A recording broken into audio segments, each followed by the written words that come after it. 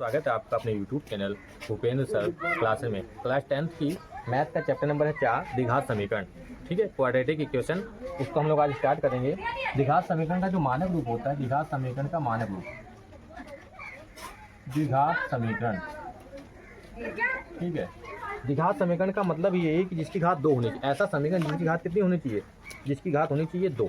ठीक है, तो जैसे अगर ax स्क्वायर है प्लस bx प्लस c बराबर 0 है तो इसकी घात कितनी है? 2। ये इसका मानक रूप है। द्विघात समीकरण से क्या है? ये इसका मानक रूप है। ठीक है, द्विघात समीकरण का मानक रूप है।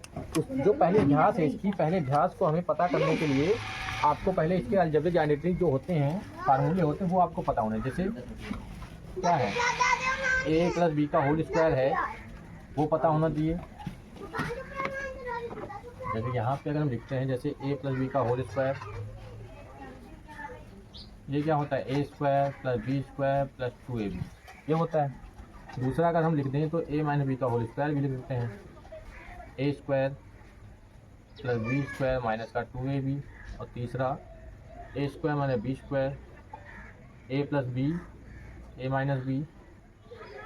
ठीक है, चौथा a प्लस बी का होल स्क्वायर वाला लिख सकते हैं। ठीक है, a प्लस बी का whole cube, a cube plus B cube plus 3ab और ब्रैकेट में a प्लस बी।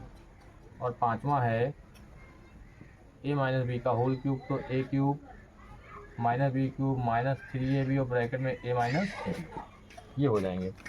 अब पहले एक्सरसाइज पे आते हैं तो पहला सवाल आपका यही दिया है कि पहले ये बताना है 4.1 में कि जांच कीजिए कि क्या निम्न द्विघात समीकरण है। पहला सवाल दे रखा है, एक्सरसाइज 4.1 का पहला सवाल है। पहला सवाल दे रखा है कि x प्लस 1 का होल स्क्वायर, क्या दे रखा है? x प्लस 1 का whole square equal to 2x minus 3, 2x minus 3। ये हमें बताना है कि ये जो है ये द्विघात समीकरण है या नहीं है।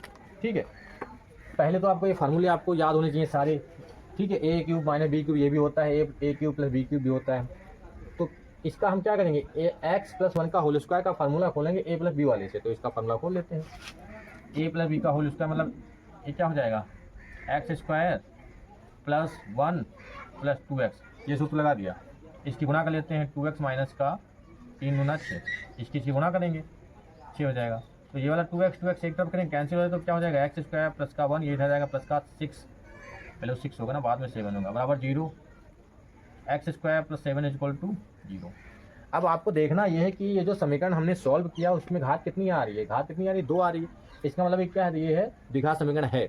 अगर घात 2 नहीं आती तो क्या लिख देते? द्विघात समीकरण नहीं है। बस सिंपल सा है भाई, सारे प्रश्न इसके ऐसे ही लगने हैं। ये क्या है? ये जो है ये द्विघात समीकरण है, द्विघात समीकरण है। समझ गए? दूसरा लगा लेते हैं।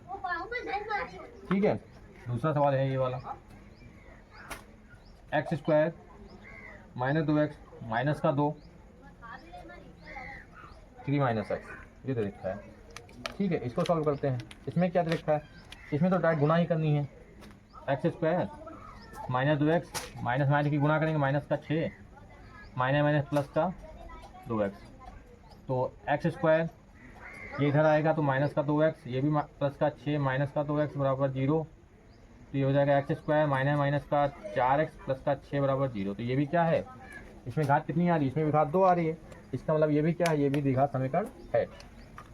ठीक है, द्विघात समीकरण है। ठीक, अगले प्रश्न पे आ जाते हैं। अगले प्रश्न पे आ जाते हैं भाई, यहाँ पे लगाते हैं अगला प्रश्न, यही वाला। अगर यहाँ से हम इसको लगाते हैं, तीसरा सवाल जो है आपका,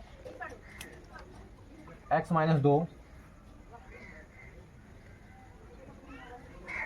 x प्लस 1 बराबर x माइनस 1 x प्लस 3, ये दे रखा है। अब इसको हमें क्या करना है? इसको हमें सॉल्व करना है। ठीक है, सॉल्व कर लेते हैं, गुणा कर लेते हैं। पहले वाले क्यों ना, पहले वाले से तो एक्स स्क्वायर प्लस का x माइनस इसकी गुणा पहले इससे करेंगे, इसकी इससे हो गई, इससे हो गई, माइनस का 2x माइनस का 2 कम 2। अब करेंगे एक्स स्क्वायर, एक्स की 3 से प्लस का 3x माइनस का x माइनस का 3, ये एक्स स्क्वायर कैंसिल क्योंकि एक जैसे हैं। ठीक है, माइनस का x माइनस का 2 बराबर 2x माइनस का 3, एक तरफ का लेते हैं माइनस का x माइनस का 2 माइनस का 2x, ठीक है, या उनको उधर भेज देते हैं, इन दोनों को उधर भेज देंगे, 2x माइनस का 3 माइनस का उधर जाएगा प्लस का x प्लस का 2 बराबर 0। तो ये हो गया 2x और x 3x माइनस का 1 बराबर 0। तो आप इसमें देख सकते हैं कि इसमें घात कितनी आ रही है, इसमें घात आ रही है 1 आ रही है, इसमें घात 1, क्योंकि यहाँ पे कोई भी घात 2 नहीं आ रही है, इसमें घात 1 आ रही है, तो यहाँ पे ये द्विघात समीकरण नहीं है।